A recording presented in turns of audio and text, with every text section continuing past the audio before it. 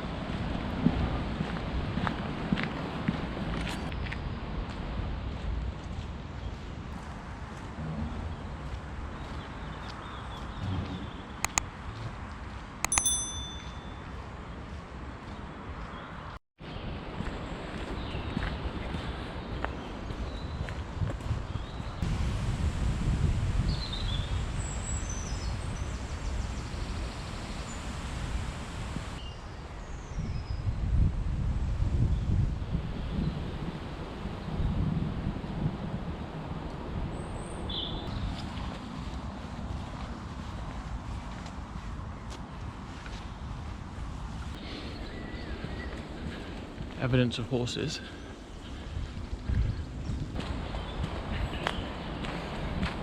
Oh.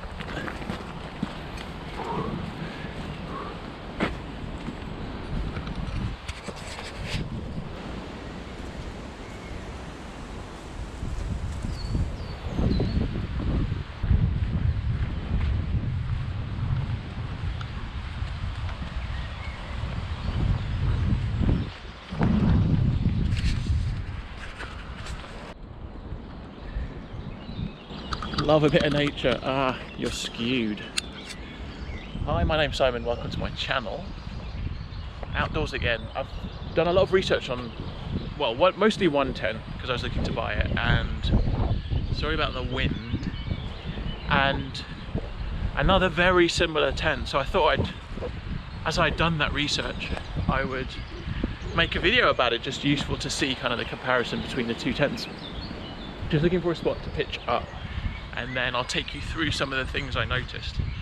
I'm just going to stack it. Third time I've done this. The benefit of the camera, third time.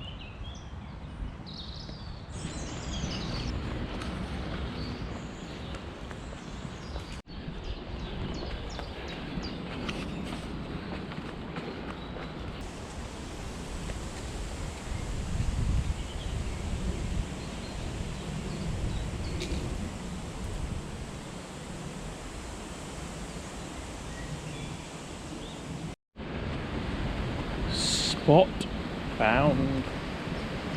This looks like a good enough place.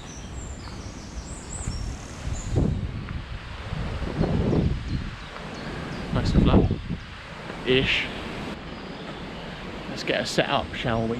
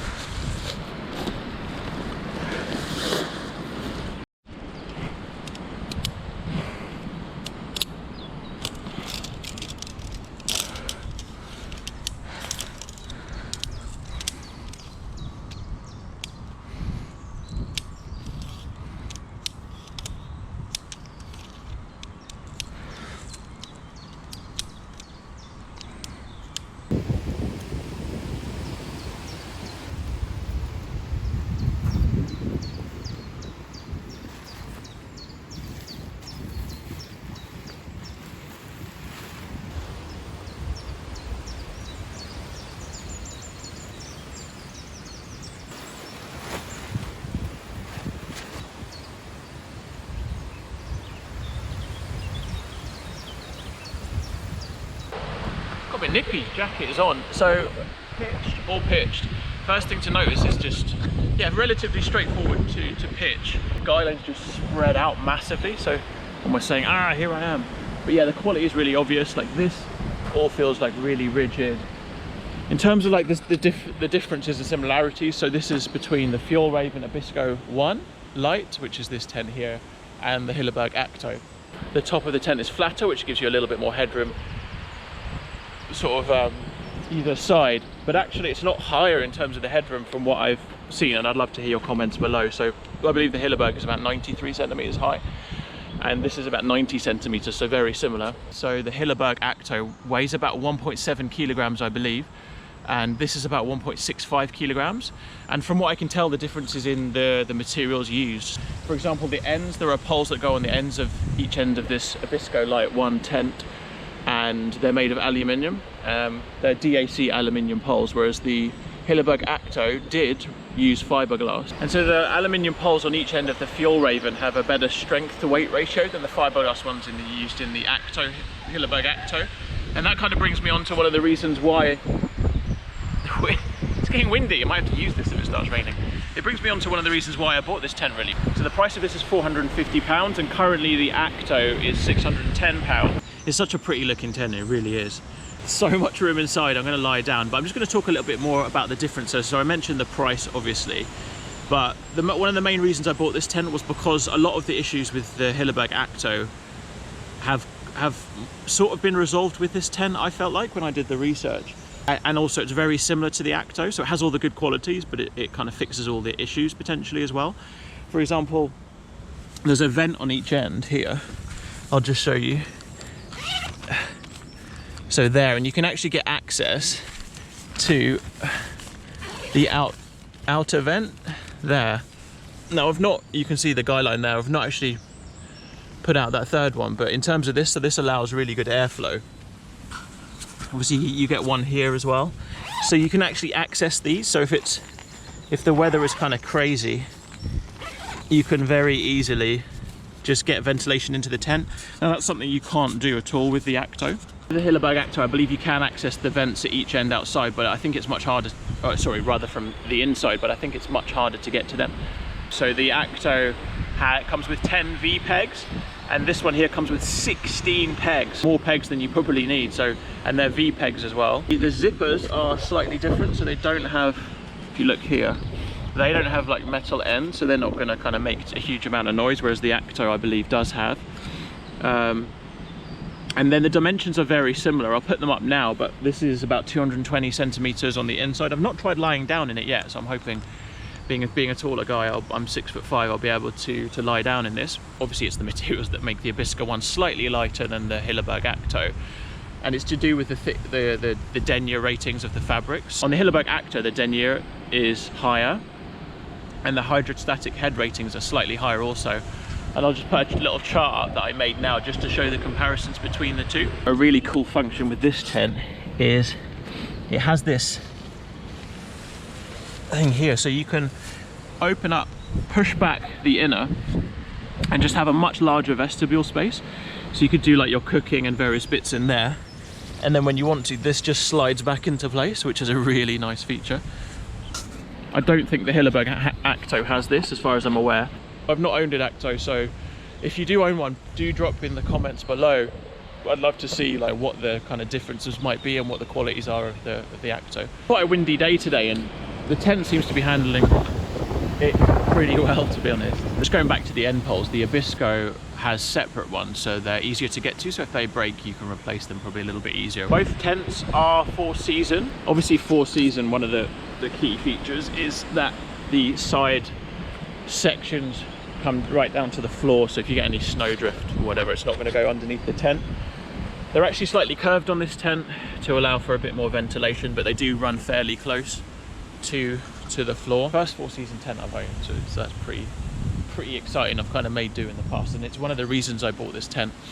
I camped out, I think it was last year, in a storm at the beginning of the year, and my tent just folded a little bit. Both tents have 9mm poles. The Abisko Lite one has DAC aluminium poles, also 9mm, and it has 3 pockets. The Hilleberg Akto, I think, has 1 pocket on the inside. So if I can show you now, there's a pocket just there, pocket there, and a pocket just up here. There's a little vent there, so I don't know how cold kind of you'd get using that. Also, there's a line here, so you can hang up any bits of gear that might be wet, or you could hang your light off there. And as far as I'm aware, that's not something the Akto has. My head's got loads of room there.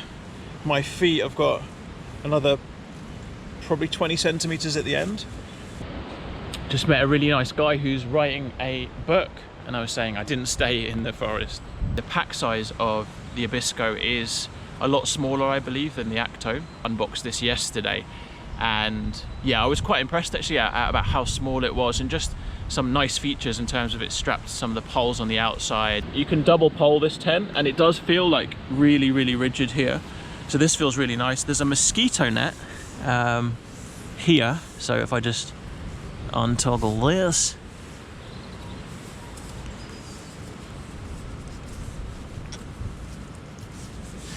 yeah, so this is a massive door, but it also has like a mosquito net here, and I believe the Akto also has one, but it's potentially a little bit smaller. The guy lines are slightly different in terms of how they're set up, so when you take it out of the sack, they can get quite tangled. I didn't find that with this because obviously I've just opened it for the first time, but apparently on the Akto they're kind of looped mechanism, and they're sort of a bit tidier to control. So I think just when packing this away, I just need to make sure that the guy lines are all kind of nicely packed away, otherwise it's going to be a bit messy trying to untangle them all. I really like the size of it inside. It's really nice just to get a really nice long tent. I think I'm going to pack up now, and it's actually a school day, so I've got to get to go work.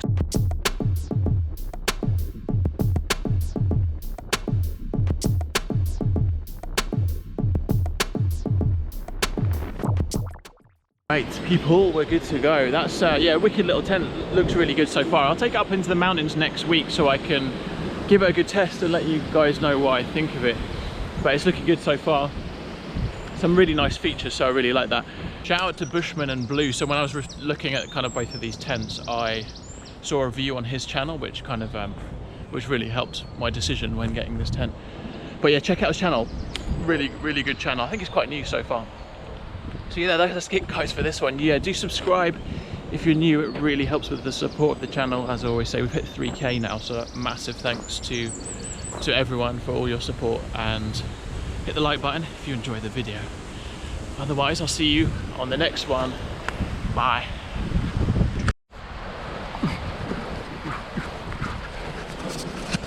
Bye everyone. Bye everyone. And look at this. This can't be ignored. This can't be ignored.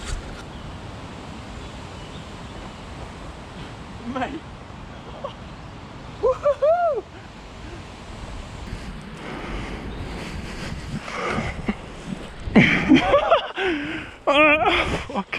Fun times. Actually, goodbye now. Take care.